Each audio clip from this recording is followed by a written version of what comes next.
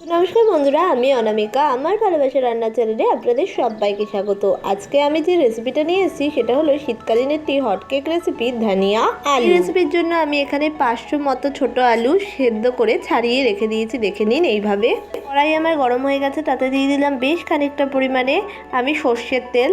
এই সর্ষের তেলে কিন্তু এই রান্নাটা ভালো হয়। সর্ষের তেলটা গরম হয়ে যাওয়ার পরে এর মধ্যে দিয়ে দিলাম বেশ খানিকটা পরিমাণে সাদা গোটা জিরে ফোড়ন। ফোড়নটা আমার গরম হয়ে গেছে, এবার আমি এখানে সেদ্ধ করা ছোট আলুগুলো দিয়ে দিলাম। তেলের মধ্যে জিরে ফোড়নের সাথে আলুটাকে ভালো করে নেড়ে চেড়ে নিচ্ছি, যাতে এর মধ্যে ফ্লেভারটা ঢুকে যায়।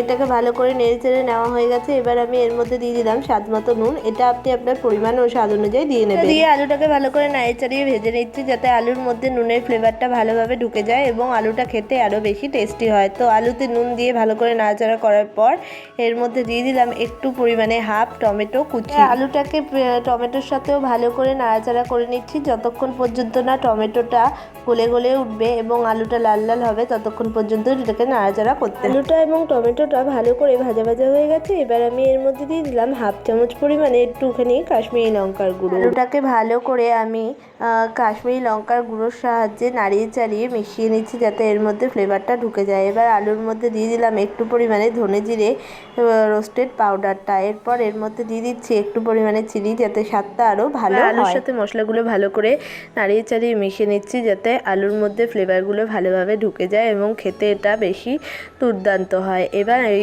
আলুটার মশলাগুলো ভালো করে মেশানো হয়ে গেছে। মশলাগুলো যাতে পুড়ে না যায় তার জন্য এর মধ্যে একটু জল দিয়ে দিলাম। আলুটাকে জলের সাথে ভালো করে নাড়িয়ে চাড়িয়ে মিশিয়ে নিচ্ছি। জলটা এখানে দেওয়া হয়েছে যাতে মশলাটা না পুড়ে যায়। আলু কিন্তু সেদ্ধ করা আছে, শুধু মশলা না পড়ার জন্য এখানে জলটা দেওয়া হয়েছে। তো এবার এর মধ্যে দিয়ে দিলাম দুটো মতো চেরা কাঁচা লঙ্কা। এটা আপনি আপনার ঝাল অনুসারে দিয়ে নেবেন। চেরা কাঁচা লঙ্কাটা দিয়ে এটাকে ভালো করে নাড়িয়ে চাড়িয়ে নিচ্ছি, যাতে এর মধ্যে ফ্লেভারগুলো ভালোভাবে ঢুকে যায়। নিয়ে তাতে দিয়ে দিলাম 100 গ্রাম মতো ডাঁটযুক্ত ধনেপাতা কুচি।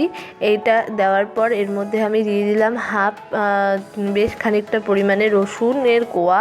এরপর এর মধ্যে দিয়ে দিলাম হাফ হলো পেঁয়াজ কুচি। এরপর আমি এর মধ্যে দিয়ে দিলাম দুটো মতো কাঁচা লঙ্কা। এরপর আমি এর মধ্যে দিয়ে দিলাম হাফ ইঞ্চি মতো আদা কুচি। সমস্ত কিছু দিয়ে একটা মিহি পেস্ট বানিয়ে নিয়েছি। একদম মিহি একটা পেস্ট তৈরি হয়ে গেছে। আর এদিকে আমার আলুটা গুঁড়ো মশলার সাথে কষে গেছে। এবার যে ধনেপাতার মিহি পেস্টটা বানিয়ে নিয়েছিলাম সেটা সম্পূর্ণটা এর মধ্যে ঢেলে দিচ্ছি।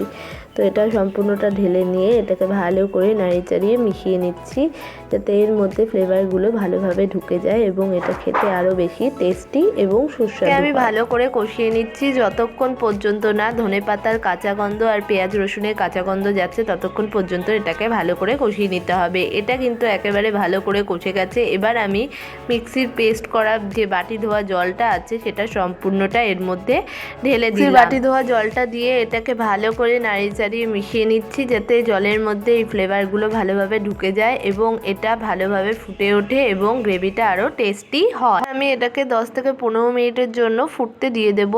এটা কিন্তু আমার হয়ে গেছে, ঝোলটা অনেকটা গাঢ় হয়ে এসছে। এবার আমি এটাকে নামিয়ে নেব। এটা কিন্তু নিরামিষও হয়, বাট আমি এখানে পেঁয়াজ রসুন অ্যাড করেছি, আপনারা নাও করতে পারেন। এবং সার্ভ হয়ে গেছে আমাদের আজকের রেসিপি ধনিয়া আলু। ধনিয়া আলুর রেসিপিটা তো আমার হাতে চলে এসেছে। এবার আমার টেস্ট করে দেখার পালা এটা ঠিক কেমন হয়েছে। এটা জাস্ট ইয়াম হয়েছে। ভাত, রুটি, পরোটা, লুচি সবের সাথে জাস্ট ইয়ামভাবে জমে যাবে। এইরকমই সমস্ত ভালো ভালো ইউনিক রেসিপি দেখতে অবশ্যই আমাদের চ্যানেলটাকে সাবস্ক্রাইব করে পাশে থাকা বেল আইকনটাকে প্রেস করে দেবেন। আর আমাদের সাথে থাকবেন, পাশে থাকবেন আর আমাদের অনেক ফলো এবং উৎসাহ দেবেন।